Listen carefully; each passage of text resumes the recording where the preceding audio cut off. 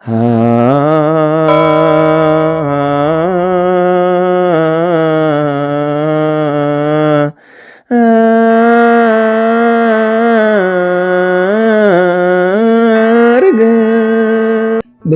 አብ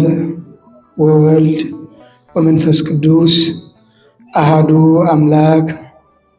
አሜን። ይትባረክ እግዚአብሔር አምላከ አበዊነ ቅዱሳን ለዘአብጽሐነ እስከዛቲ ሰዓት ክሳብ ሰዓት እዚኣ ዘብጽሐና አምላክ ቅዱሳን አቦታትና ሎለ ባህር እግዚአብሔር ዝኸበረን ዝተመስገነን ይኹን። ንጽሕተ ንጹሐን ቅድስተ ቅዱሳን ቅድስት ድንግል ማርያም ክብረ ምስጋናን ይብጽሐያ። ብሓፈሻ ኩሎም ሁርያን እግዚአብሔር በረኸቶምን ጸጋኦምን አይፍለየና። እልል ኢልኩም እግዚአብሔር አምላክ አመስግኑ። እግዚአብሔር ዘፍቅረኩም ንስኹም ተፍቅሩ ቅዱስ ቃሉን ምስማዕ ናብ ዝተቀደሰ ስፍራ ዝተገባኹም ብፍጹም ፍቅሩ ኣብ መስቀል ቀራንዮ ዝገለጸልና መድኃኔ ዓለም ኢየሱስ ክርስቶስ ሰላም ንዓኻትኩም ይኹን። ከመይ ቀኒኹም? ከመይ መጺኹም? ከመይ ጸኒዕኹም? አሜን። ቅዱስ አምላክና ይመስገን ኢልና ከነመስግኖ አንደበት ልሳንና ስለዝኸፈተልና ክብሪ ምስጋናን ልዑል ስሙ ይኹን። ካብዚ ብምቕጻል ናብቲ ናይ ዕለት ወንጌል ክንከይድ ኢና። ናባይ ንዑ ኣነ ክዕርፈኩም እየ። ናባይ ንዑ እስከበሉ ኣነ ከዓ ክዕርፈኩም እየ እስከበልዋ። ናባይ ንዑ ኣነ ከዓ ክዕርፈኩም እየ። እስኪ ሓንቲ ግዜ ናይ መወዳእታ ብጣዕሚ ጽቡቕ። እቲ ቃል ተዛራቢው መድኃኔ ዓለም ኢየሱስ ክርስቶስ እዩ። ጸሓፊኻ ወንጌላዊ ማቴዎስ እዩ። ናይ ሎማዓንቲ ዝተነበ ወንጌል እዩ። ምዕራፍ 11 ካብ ፍቕዲ 25 ዘሎ ማለት እዩ።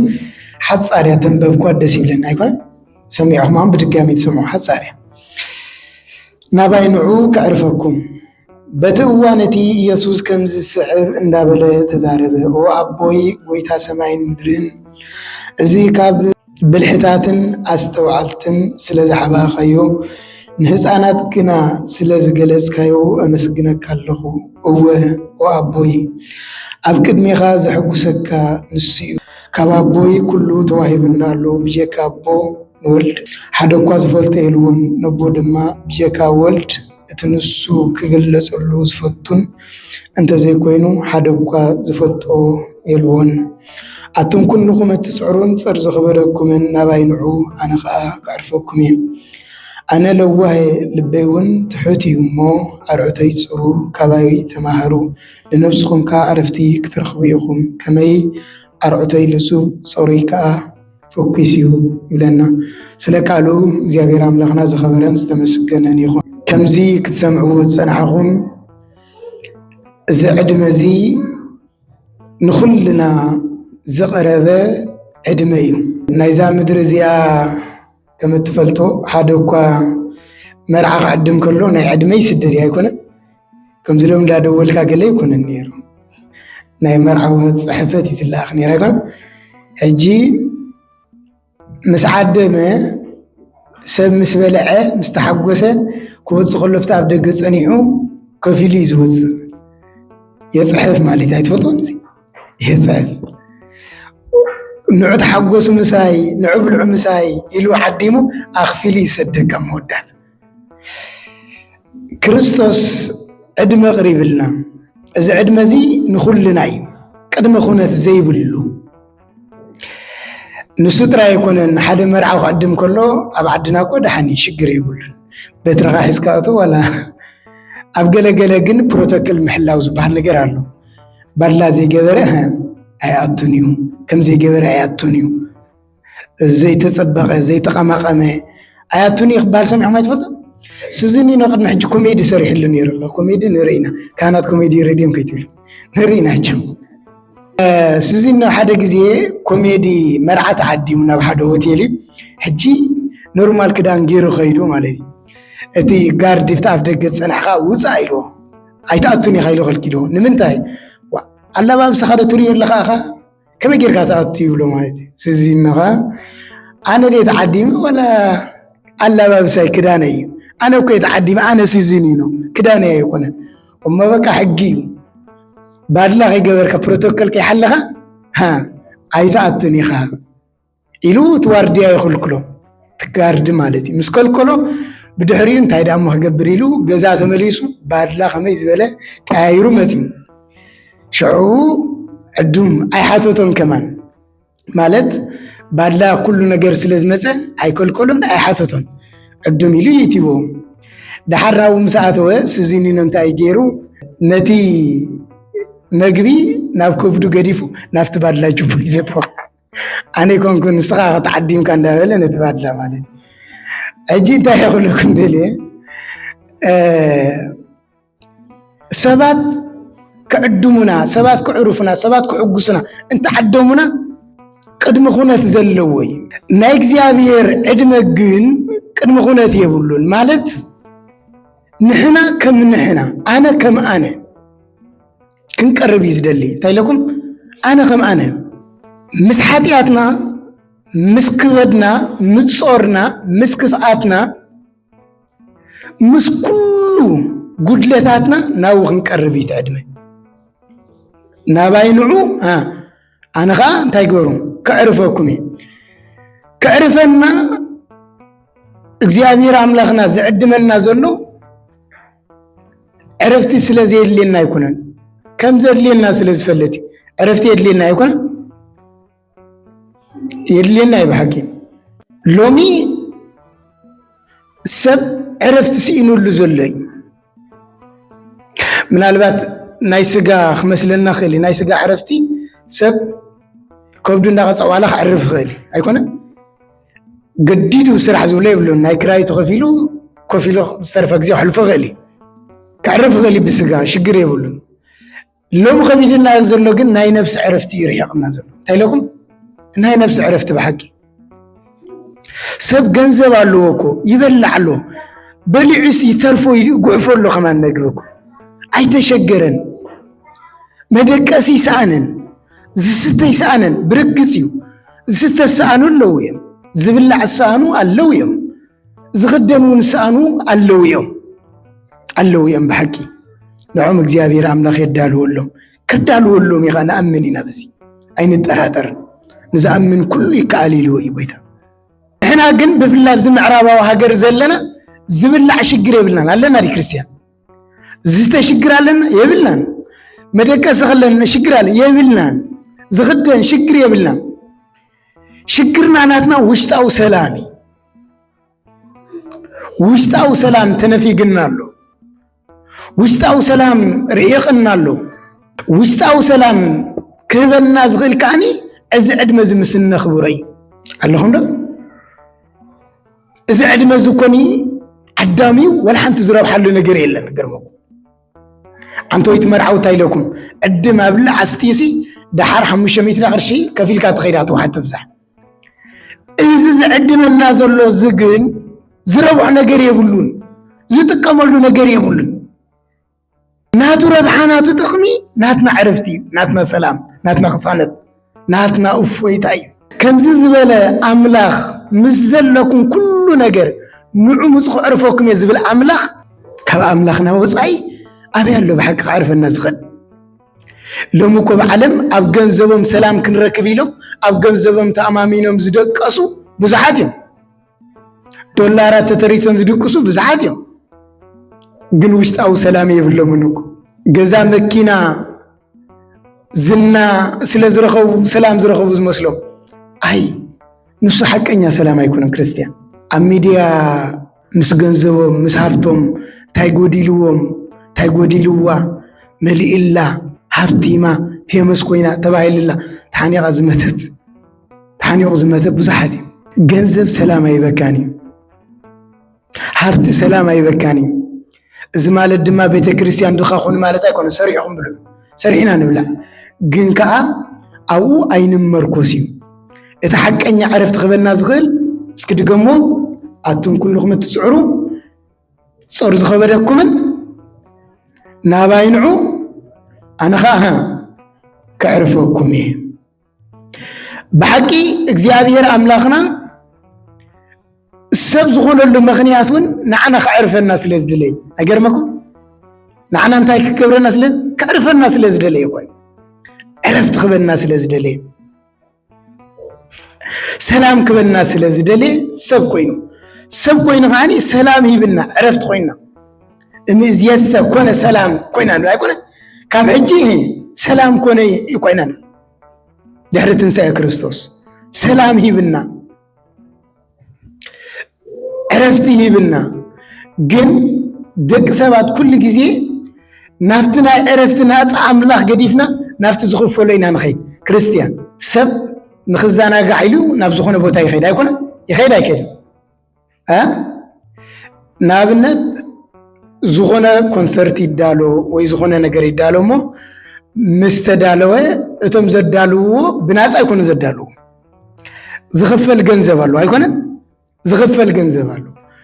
አዳሊም ይዕድሙና ምን ሕጎሲና ንخيድ ኮናው ሰብ ሕጎስ ይዝኸይድ ስዕስ ሕጎስ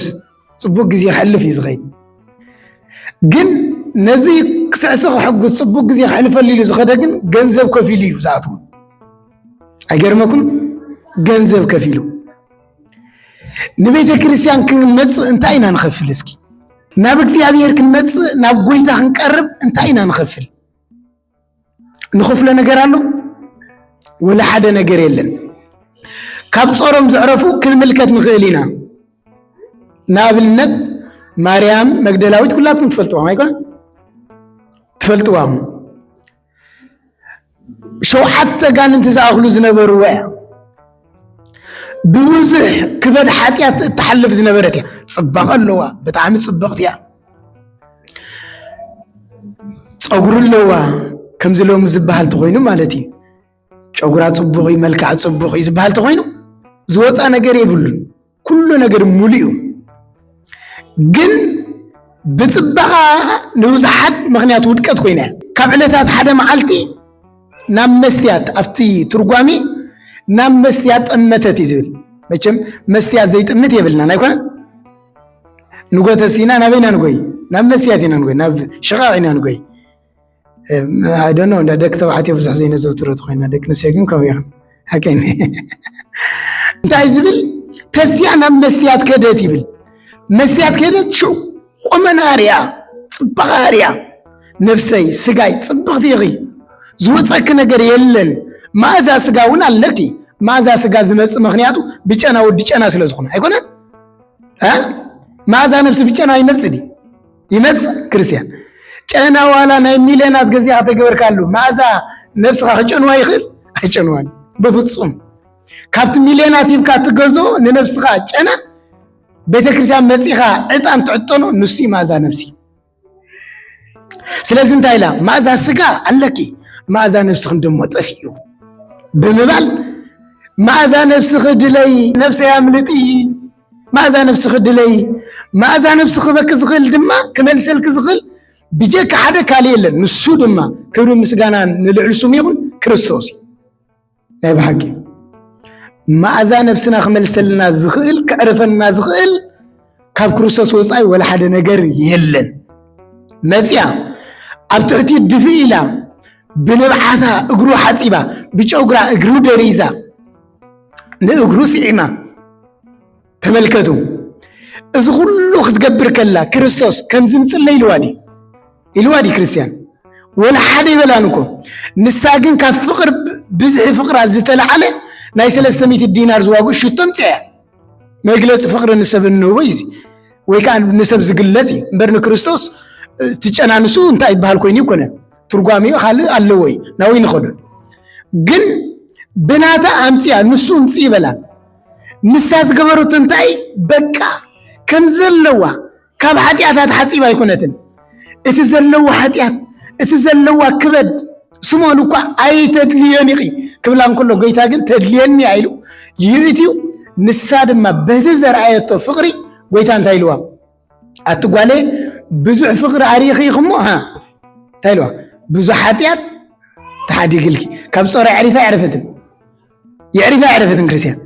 بتعم يعرفها مبر بدحرين كريستوس عبادته أنا نسخاتكمن كاب صورنا خاب حتياتنا خنعرف ندل ديناي لبي تعطي كاباي تمهرون يبلنا كاباي تمهرو كاب كريستوس النمهرو تحتنا نفقرني تحتنا لبي تعطيو اتنسو زي سكمنا أرعتون كبي لا يكونن كريستيان بحكي اللهم دم زي كبي لا يكونن لابنت أرعت فلتوه ما يكونن أرعت كلتا زرابعات ويكا كلتا بعرس كموي اللهم دم زي نسي أرعت زبال كريستوس لك أنت ما بعرس كمو أرعتكم تسكمو قبلنا يكونن اترعت مس كريستوس كوينا بحبرتنا نسكم الله أنا محسن مس كريستوس كوينا بينهم أي حد جوكمني زول أملاقي كرو مسجانا نرسميه سلازي عرفت نفسك نركب نابو نزيز أو عزي أخبرنا خن مسيج بأنا لومي بتشنكت عالم زو سدت لنا خن داي مسيلكم كم ودي سب زيجنا قالوا دي بحكي كم ودي سب جنا قالوا كم ودي سب كبر كل زملاء قالوا كل استوعبوا قبل علو كل استشم ولا حدا فطور يلا كم ودي سب كازي جنا قيلا تريالة نسيو سب جنوغي سب عقل زتصب نحناسي زي جنقنا نجر انت هلو بتكم زي تكم نكوينا نجنا غيكون مصحف قدوس كنت عايز بلنا بزعبات تبلعون بزعبات تستيون بزعبات السقاهم اتخدمون اي تجنقوا لو ما حق زربا انت كبلي الا نجنقنينا انتي خصتي الا يجنقنا ጭንቀት يبلم في لايف زلنا ጭንቀትና ክብደት ኃጢአት ጭንቀትና ካብ እግዚአብሔር ምርሓቂ ጭንቀትና ጽሙዋይ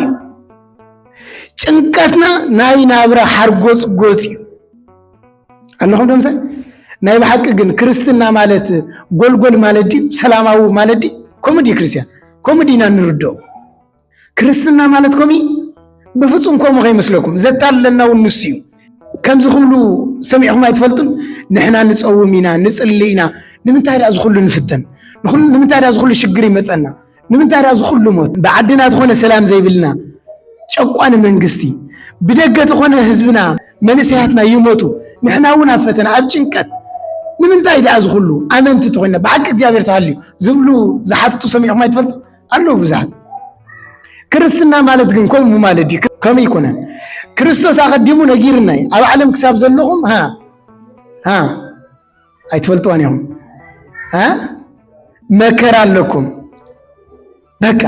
ኣብ ዓለም ክሳብ ዘለኹም መከራ ኣለኩም ክርስትና ካብ መከራ ምህዳም ዘይኮነ ንመከራ ንክርስቶስ ሒዝካ ምእታው ማለት እዩ ሓንቲ ነፍሰ ጾሪ ኣብ ዘመነ ሰማይታ ዝበሃል ትፈልጥዎም ኣይኮነ ቅድስቲ ቀደያ ኣብ ዘመነ ሰማይታት ዝነበረ ህዝባ ምእመናን ብሙሉ አገልግልት ምእመናን ብጃምላ ዝሕረዱሉ ዝነበሩ ሰማዕትነት ዝቕበሉሉ ዝነበሩ ግዜ ነይሩ ሕጂ እተን መሓዙታ ብምለን ቅድሚያ ክስየፋ ሪያ ማለት እዩ ንስኻ ነፍሰ ጾር እያ ዘላ ነፍሰ ጾር ኮይና ብጣዕሚ ትፃዓር ነይራ መቸም ሓንቲ ደኽ ትሓርስ ትፃዓር እያ ኣይኮነ ፅቡቅ ዕድል ዘለዋ ከይትፃዓር ክትወልድ ትኽእል እያ ግን ንሳ ወሊዳ ማለት ኩለና ይፃዓራኔን ማለት ኣይኮነ ፃዓርሉ ኣይኮነ ሕጂ ክትፃዓር እትወተሃደር ሪእዋ ክትወተሃደር ምስ ረኣያ ሲሕቕዋ ማለት እዩ ታኹም ኩዳ ትስሕቕ ምስ በላስ በዘይ ጠቅም እኳ ብምሕራዝ ክንድዝ ተጨነቅሲ ኣብቲ ሴፍ ኣብቲ መከራ ዳ እንታይ ክትኮኒ ኢኺ ኢልዋ ንስ ዘስሕቐኒ ዘሎ ከመይ ጌርካ ክትፀርዮ ኢኺ ከም ተባዕና ብዚ ትመፅእ ኢልዋ መን ይኹን ዝብላ ዘሎ ክርስቲያን መን ይኹን ዝብላ ዘሎ ትወተሃደር ንሳ እንታይ ኢላቶ ነዚ ጥንስዚ በይነ ዝፃዓሮ ዘለኹ ነቲ መከራ ንስ ግን ምስ ክርስቶስ ኮይነ ኣለኹ ንምዘይ ሓንቲ ደኽ ትፃዓር ከላ በይነ ትፃዓሪ ግዳታ ስለ ዝኾነ ማለት ኣይኮነ ንክርስቶስ ሰማዕትነት ምሕላፍ ግን ክርስቶስ ምሳኻ መከራ ምቕባል ማለት ንስኻ ምስ ክርስቶስ መከራ ምቕባል ስለዚ እንታይ ኢላ መከራ ነቲ መከራ ንሱ በይነ ዘይኮንኩ ምስ ክርስቶስ እየ ዝቕበሎ ጎይታይ በጀኻ ቀልጢፍካ ኣገላግልኒ ኢላ ሰማዕትነት ወሲዳ ክሳብ ክንድዚ ንመከራ ዝጎይሉ ዝነበሩ እዩ ሎሚ ንፀርፊ እኳ ሓደ ተፀሪፍናስ ንምፅወራ ከቢድና ዘሎ ኣይኮነ ሸጊርና ዘሎ ክርስትና ሎሚ ኣለና ዲ ክርስትና እኮ የለና ናይ በሓቂ ኣይኮነን ከቢድ ጾር ክንፀውር ሽታይ ጾር ክንፀውር ከመን ከቢድና زلي مصحف قدوس كن انت يبلنا هذا خلطه تقصيتات انملكت كنጭነቅ كم زي يبلنا كنعرف سلام كنركب ناب ክርስቶስ كنقرب كم زلنا مصحف قدوس بتدጋጋሚ كم زي يبلنا قدوس بيتروس قداماي ملكتو معرف 5 فقد شوعته نسو ስለዚህ حليلكم نخلو ጭንቀትኩም ናብኡ ደርቢዎ الله نعرف حسب ንሱ ስለዚህ حليلكم نخلو ጭንቀትኩም ናው ደርቢዎ ብዛዕባ ዝኾነ ነገር ክንጭነቅ አይግባእናን ከጨነቀና ዝግቦ እንኮን ዳርዳሃሊ ካብ ኃጢአትና ዘይ ምንጻና ጥራ ይሆናሉ ዘይ ምንሳና ናብ እግዚአብሔር ዘይ መቅራብና ከኸውናሉ ካለ ኩሉ ነገር ንዑ ክንቦ ይግባእና መዝሙረ ዳዊትን ደጊሙ ከንዚ ይብለና ጾርካ ናብ እግዚአብሔር ደርቢዮ ንሱ ኸአ ከጽናዓካ እዩ ንጻድቅ ኮቶ ክናወጽ አይሐድጎን ይብለና ጾርካ ናበይ ደርቢዮ ናብ እግዚአብሔር ጾርና በሙሉ ጾር ኃጢአትና ጾር ክበድና ጾር ናብራና ንዑ ብለና ሁሉ ኃጢአት ጥራይ ከይመስለና ናይ ናብራ ክብደታ ላይ ኮነ ውረደ ይባሉ ብዙ ነገር አለ ጥራይ ኃጢአትኩም ከሐድገልኩም ንዑ ዝብለና ከይመስለና ንሱ እኮ አቦ ኮይ አቦ ሁሉ ብዛዕባ ናብራና ይጉድሰይ ብዛዕባ ውሉድና ይጉድሰይ ብዛዕባ ስራሕና ይጉድሰይ እግዚአብሔር አምላኽና ንሕና ክንሓስበሉ ንኽእል ኩሉ ንሱ ቀዲሙ አክንዳና ለዕሌና ንነብስና ይሓስበላይ እዝና ምን ይናይኮን ስለዚህ ዝሓስበልና እንድሕርዳ ኮይን ጾርና በሙሉ ናው መጺና ከነዕርፎ ከነራግፎ ይግባና በሁሉ ነገር ጸሎትን ልመናን ምስጋና ጸሎትን አባ አምላኽ ይፈለጥ እንበር በገለኳ ይትጨነኹ እቲ አባ አይምሮ ኩሉ ዝበልጽ ሰላም አምላኽ ድማ ንልብኹምን ሓሳብኩምን በክርስቶስ ኢየሱስ ከሕልዎ ይብለና ክብር ምስጋናን ንልዕል ስሙ ይኹን ፊልጶስ ምዕራፍ 4 ካብ ፍቅዲ 6 ክሳብ 7 ዘሎ ማለት ንልብና ኸጽንዕ ዝኽእል ንልብና ከሕልዎ ዝኽእል ንልብና ከድብሶ ዝኽእል ክርስቶስ ማለት ተመልከቱ እምበር ፍቅሪ ዝኾነ ጎይታ ናው ንኽንቀርብ ንሕና ግን ምኽንያት ንደሊ ይገርም እኳ ይብሓቂ ከምዚ ኮይነ ምኽንያት ንድርድር ናብ ጎይታ ንምቕራብ ናይ ብሓቂ ንሽወደን ክንመጽ ምኽንያት አይደርድርና አሽሓት ከቢልና መጺና ሪስክ ወሲድና መጺና ብዙ ሪስክ ወሲድና ናብ ህይወትና ናብ ክርስቶስ ክንቀርብ ግን ወላ ሓንቲ ኮ ሪስክ ከይብሉ በአንጻር ኮዳ ሰላም ዕረፍቲ ቅሳነት ይዘሎ ስለዚህ ንልብና በኢየሱስ ክርስቶስ ንኽድበስ ናው ክንቀርብ ይግባአና ሐዋርያ ቅዱስ ጳውሎስ ጻፈ መልእክቲ ቅዱስ ዮሐንስ ውን ሰላመይ አሐድገልኩም ኣለኹ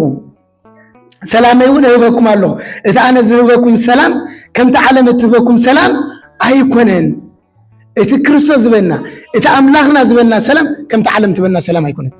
ዓለም ተመልከቱ ተሪኤካ እኮ ጽቡቕ ነገር ተሪኤካ ድሓር ግን ትነፍገካ ዴማስ አርያቶ እኮ ስኺሉ ይኮነ ተሳሒቡ ስኺሉ ይኮነ ከይዱ ብልጭልጭ ፋርዩ ገንዘብ ርዩ ናይ ዓለም ኩሉ ነገር ርዩ ኣብ መወዳእታ ግን ጥፍኣትን ውድቀትን ምዃና ኸዓ ሐዋርያ ቅዱስ ጳውሎስ ታይሉ ዴማስ ግን ነዚ ዓለም እዚኣ ስለ ዘፍቅር ሓዲግን ንኸይዱ እዩ እዚ ይሽግርና መከራ ስለ ዝበዝሓና ሽግር ስለ ዝበዝሓና ንእግዚአብሔር አምላኽና ሓዲግና ንኸዲና ብሓቂ ገጽና ንኽውል ዲና ካብ እግዚአብሔር አምላኽና ብሓቂ ካብ ቤተ ክርስቲያን እግዚአብሔር ገጽና ከይንኽውል ንሱ ክረዳእና ቅዱስ ፈቃድ ይኹን ሐዋርያ ቅዱስ ጴጥሮስ ጎይታይ ካባኸም መናበይ ምስኻ ናይ ዘለዓለም ህይወት ቃል ኣሎ ኢሉ ናይ ዘለዓለም ህይወት ቃል ኣሎ ካባኸም መናበይ ኢሉ ካባኸም መናበይ ክንብሎ እግዚአብሔር ይርዳእና ትንቢተ ኢሳያስ ውን ናይ መወዳእታ ጥቅሰይ ክኸውን ትንቢተ ኢሳያስ ምዕራፍ 40 1 ፍቅዲ 10 ከምዚ ይብለና አነ ምሳኻ እሞ እስከ አነ ምሳኻ እሞ ወሉ አይትፍራህ አነ አምላካ እሞ አይትሸበር ከጽናዓካ እወ ከሕግዘካ እወ ባነይቲ ኢደይ ክድግፈካ አኺላላ በቃ እግዚአብሔር አምላኽና ክርስቶስ ሒዝናሲ ዘሸብረና ዘጨነቀና እንታይ ክርስቲያን ናይ ብሓቂ ኩሉ ነገር ሲ ናባይ ግደፉ ኢልና ንሱ ሓጋዝለና ንሱ ደጋፍለና ንሱ ረዳእለና እቲ ዘጨነቀና እቲ ዝኸብድና ዝበለስ ኩሉ ናው ክንራግፎ ይግባአና ኣብ መወዳእታ መጠቃለለ ትምህርተይ ተማሂርካ ስቂልካ ምኻድ ኣይኮነን ንንስሓ ህይወት ምብቃዕ ክርስቲያን ተነሲዕና ናብ ስጉኡን ደሙን ምብቃዕ በቃ እቲ ቁልፉ ዝኾነ مأسرنا كل تمرتي نابن السعي زين السعي موالك مهار زنبر كريستيان يكونه سيطان موالك مهار زنبر زفلينا خب سيطان انتاي ها فلتيهم مشو كاب سيطان زفلينا انتاي نسحب كوي سيطان اي مهار عندي يمهار انا خم سيطان زمهار يلا نسخطك كل مصحف كلش جود يا يريهم حكيت لكم زر نقويتا كوا نتقويتا كوا مصحف تقيسيو كفوتنا مسيو ايتذكر اليوم تايلو نخيت ودق ملائكه مسيم كدغف غايم يزبل تقالم مايلو اي مزمور داوي تقيس كواي ها اسك بزي صدفيلو تقيسيو فتينو مالك لعلينا يتقس لعلينا يمهر لعلينا يفلق لعلينا تمكرلو جن اينسعني نحن اسفلينا نسعي سلازي تمرتنا كل في كون زغبو ناب نسعي وت مبقع سغون دومون وسيدنا نفسنا مقداس نحنا مس كريستوس منبر كريستوس كا مسانا منبر اتسغاي زبل دمي ونسطي انا مسو ينبر نسو دما مساي ها ينبر مس እግዚአብሔር አምላክና ነበር مسير دانا وسبات لእግዚአብሔር